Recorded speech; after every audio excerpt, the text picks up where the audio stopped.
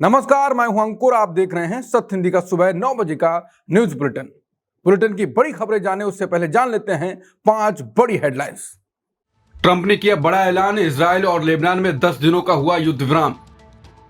Lebanon में थमी जंग, ईरान ने बताया अपनी बड़ी जीत, पाकिस्तान की जमकर तारीफ। ट्रंप का दावा, ईरान के साथ जल्द होगा ऐतिहासिक समझौता, खुद जा सकते हैं पाकिस्तान। परसिमन पर मोदी शाह का दावा, दक्षिण भारत के राज्यों की सीटें नहीं होंगी कम। बंगाल चुनाव में वोटर लिस्ट से नाम कटे पर ट्रिब्यूनल की मंजूरी मिली तो डाल सकेंगे वोट।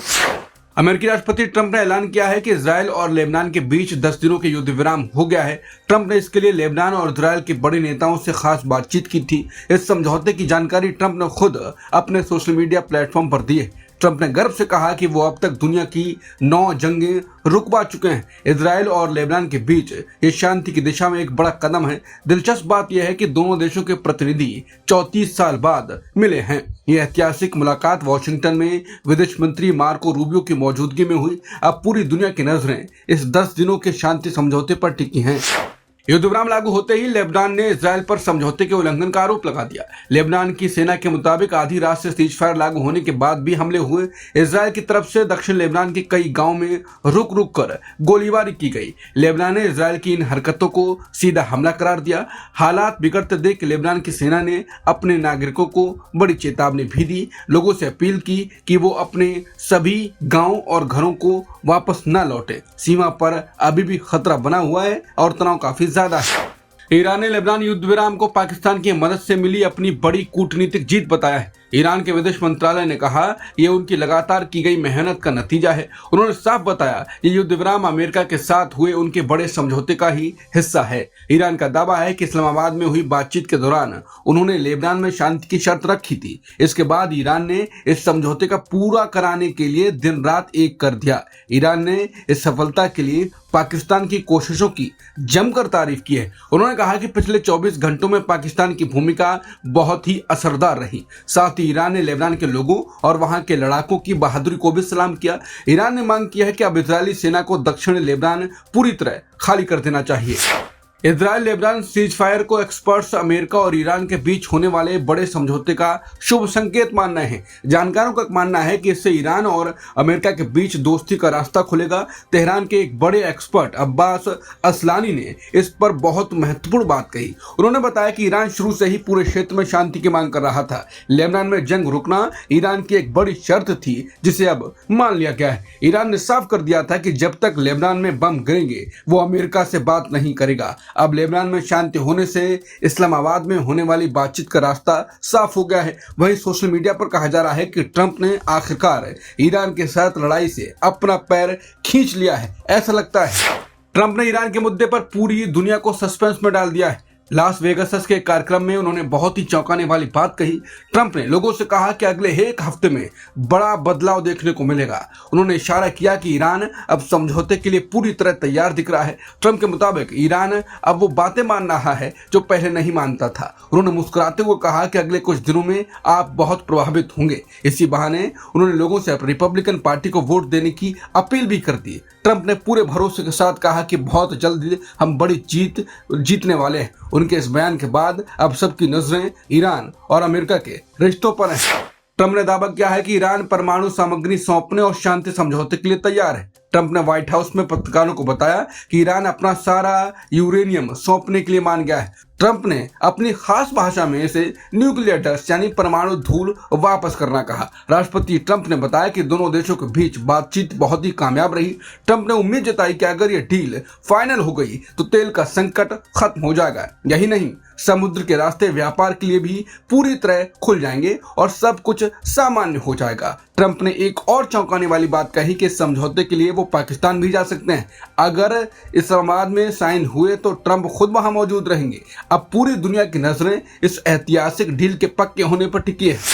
ईरान के संसद के स्पीकर मोहम्मद कालिबाफ ने अमेरिका और इजरायली की वादा खिलाफी को क्षेत्रीय शांति और सुरक्षा के लिए सबसे बड़ी बाधा बताया। कालिबाफ ने यह बात पाकिस्तान के सेना प्रमुख आसिम मुनीर के साथ तेहरान में हुई मुलाकात के दौरान कही। उन्होंने कहा कि ईरान हमेशा से ही पूरे क्षेत्र में सच्ची और व्यापक शांति चाहता है। ईरान की नीति अपने पड़ोसी देशों, खासतौर पर भाई जैसे पाकिस्तान के साथ रिश्ते मजबूत करने की है। कालिबाफ ने उम्मीद जताई कि जंग करने वाले लोग अपनी पुरानी गलतियां सुधारेंगे और भरोसा बहाल करेंगे। उन्होंने चेतावनी दी कि ईरान अपनी सुरक्षा के लिए एक्सिस ऑफ रेजिस्टेंस के साथ मजबूती से खड़ा रहेगा। ईरान का मानना है कि जब भी शांति की कोशिश होती है, दूसरा पक्ष वादा तोड़कर उसे नाकाम कर देता है। सीरिया की धरती से अब अमेरिकी सेना का बोरिया बिस्तर पूरी तरह सिमट गया है। गुरुवार को अमेरिकी सैनिकों ने हसाका में अपना आखिरी बेस भी खाली कर दिया। इसी के साथ सीरिया में अमेरिका की 10 साल लंबी मौजूदगी अब खत्म हो गई है। जैसे ही अमेरिकी सैनिक वहां से निकले, सीरियाई सेना ने तुरंत उस बेस पर अपना कब्जा कर लिया। खास बात यह है कि इस बेस को संभालने वाली टुकड़ी में ज्यादातर कुर्द लड़ाके शामिल हैं। अमेरिकी फौज और उनके हथियारों को सुरक्षित रास्ते से जॉर्डन भेज दिया गया है। सीरिया के विदेश मंत्रालय ने अमेरिकी सेना की इस वापसी का दिल खोलकर स्वागत किया है। मंत्रालय का कहना है कि अब सीरिया अपनी जमीन से आतंकवाद खत्म करने के लिए खुद तैयार है। सरकार ने साफ कर दिया है कि परिसीमन में दक्षिण के राज्यों का महत्व कम किए बिना सबकी सीटें बढ़ाई जाएंगी। लोकसभा में प्रधानमंत्री मोदी और अमित शाह ने साफ किया कि नए परिसीमन में दक्षिण के राज्यों का प्रतिनिधित्व कम नहीं होगा। अमित शाह ने भरोसा दिया कि हर राज्य में लोकसभा सीटों की संख्या करीब 50% बढ़ेगी, यानी किसी राज्य की ताकत घटने के बजाय अब पहले से और ज्यादा मजबूत होगी। सरकार का कहना है कि वो दक्षिण और उत्तर के बीच संतुलन बनाए रखेंगे। महिला आरक्षण और सीटों के बंटवारे को लेकर जो डर था वो अब खत्म होना चाहिए। अखिलेश यादव ने महिला आरक्षण को जातीय जनगणना से जोड़ने की मांग करते हुए बीजेपी पर तंज कसा। सपा अध्यक्ष ने सीधा आरोप लगाया कि बीजेपी के लिए नारी शक्ति सिर्फ एक चुनावी नारा बन गई है। उन्होंने सरकार से मांग किया है कि पहले जातीय जनगणना कराई जाए और फिर आरक्षण लागू हो। अखिलेश का कहना है कि जब तक पिछड़ी महिलाओं का सही आंकड़ा नहीं आएगा, उन्हें इंसाफ नहीं मिलेगा। उन्होंने आरोप लगाया कि सरकार जानबूझकर जनगणना टाल रही है और परिसीमन में जल्दबाजी कर रही है। अखिलेश यादव ने कहा कि समाजवादी पार्टी हमेशा से सामाजिक न्याय के साथ खड़ी रही है। उन्होंने बीजेपी के मातृ संगठन यानी आरएसएस पर भी तीखा तंज कसा। अखिलेश ने पूछा कि उनके संगठन के ऊंचे पदों पर कितनी महिलाएं बैठी हैं। उन्होंने साफ कर दिया कि बिना जाति जनगणना के ये कानून अधूरा और बेमानी होगा। सुप्रीम कोर्ट ने बंगाल के उन वोटरों को वोट डालने की इजाजत दी है जिन्हें 21 या 27 अप्रैल तक ट्रिब्यूनल से मंजूरी मिल जाएगी। कोर्ट ने साफ कर दिया कि जिन लोगों के नाम वोटर लिस्ट से काट दिए गए थे, उन्हें अब वोट डालने का मौका मिल सकता है। इसके लिए शर्त यह है कि उन्हें अपीलीय ट्रिब्यूनल से हरी झंडी मिलनी चाहिए। अगर पहले चरण के लिए 21 अप्रैल और दूसरे चरण के लिए 27 अप्रैल तक ट्रिब्यूनल मंजूरी दे देता है तो वो वोट डाल पाएंगे। चुनाव आयोग अब ऐसे वोटरों के लिए एक अलग से सप्लीमेंट्री लिस्ट जारी करेगा। इस फैसले से उन 27 लाख लोगों में उम्मीद जगी है जिनके नाम स्पेशल रिवीजन के दौरान हटाए गए थे। छत्तीसगढ़ की शक्ति पुलिस ने वेदांता पावर प्लांट हादसे में लापरवाही के आरोप में अनिल अग्रवाल और मैनेजमेंट पर केस दर्ज किया है। पुलिस ने लापरवाही से मौत होने और मशीनरी की देखरेख न करने का मामला बनाया। यह हादसा 2 दिन पहले सिंहतराई गांव में वेदांता पावर प्लांट में हुआ था। वहां बॉयलर की पाइप फटने से तेज दबाव वाली भाप निकल गई थी। इस दर्दनाक हादसे में अब तक 20 लोगों की जान जा चुकी है। वहीं करीब 16 लोग बुरी तरह घायल हुए हैं जिनका इलाज अस्पताल में चल रहा है। पुलिस कप्तान प्रफुल्ल ठाकुर ने बताया कि मैनेजमेंट और सुरक्षा के जिम्मेदार 10 लोगों को नामजद किया गया है। पुलिस का कहना है कि अगर जांच में और लोग दोषी पाए गए तो उनके नाम भी जोड़े जाएंगे।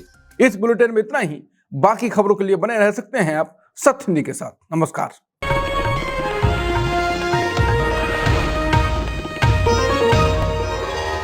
Copyright disclaimer under Section 107 of the Copyright Act 1976. Allowance is made for fair use for purposes such as criticism, comment, news reporting, scholarship, and research.